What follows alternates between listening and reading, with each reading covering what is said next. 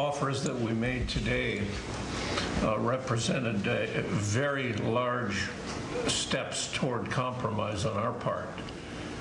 And I think we got an inchworm response from the administration. Virtually no movement whatsoever. The conversation this morning was a disappointment. It was certainly courteous and candid, and it was a lively exchange. But it was not the exchange we had hoped for. Democrats seemed to be dug in on precisely the same approach that resulted in the president's veto. Okay, Democrat David Obey, followed by White House Chief of Staff Josh Bolten, talking about negotiations over a war funding bill. Here we are with our panel. I'll give us some analytical observations from Fred Barnes, Executive Editor of the Weekly Standard, Juan Williams, Senior Correspondent of National Public Radio, and syndicated columnist Charles Krauthammer, Fox News contributors all. Now, gentlemen, on this debate, Democrats demanded what the president had already vetoed, which was timelines, so they were going to offer a waiver with that, while Republicans got the White House, Charles, to move a little bit on some new conditions. Right. That's the one place where there's a little bit of room in the president's position. That has to do with benchmarks on the Iraqi government. Everybody loves to put benchmarks on them and not us. And, of course, it's a good idea. You want the government to do stuff in terms of reconciliation. The president is willing to do that.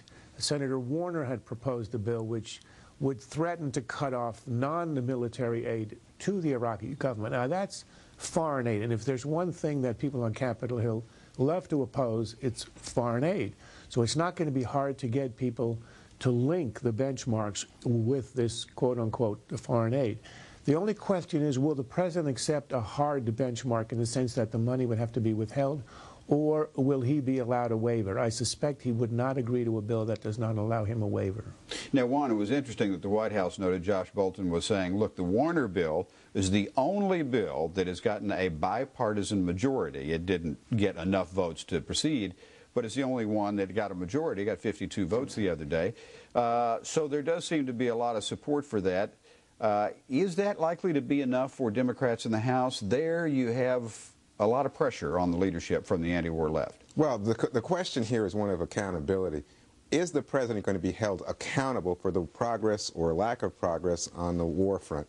And what he's saying right now is even if he is given a waiver, he's not buying in. On timelines, you mean? Right, in terms of a deadline for withdrawal of troops. So what that means is he doesn't want any accountability, and maybe the accountability can slop over in terms of this proposal by Senator Warner of Virginia that you put the pressure on the Iraqi government to build up. But I think he's really holding a hard line here, and apparently doing so with no political consequence in terms of the Republican base.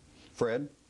Look, he's being held accountable all the time. He's by you right now. I mean, the notion that the president's not being held accountable is absurd. Look at his popularity rating. Because the war's not going well. He's being held accountable. Now, look, Democrats had to know that this was an offer that we'll get rid of some of the pork if you accept the timelines, that this was an offer that the president was bound to refuse. They knew that. But there is something smart in what they're doing. It's purely political. But every week in which the Democrats raise the Iraq issue is a good week for Democrats politically. Even Republicans in Congress will tell you that. They hate to see it going on, but they recognize what's happening. The war is unpopular. The more Democrats harp on that issue, and it's the big issue in the forefront, it helps them politically. Now, Charles, Brett was reporting that one Democrat in the House, referring to the fact that Nancy Pelosi has a pretty big anti-war bloc over there, and nothing will suit them except a date certain for complete withdrawal.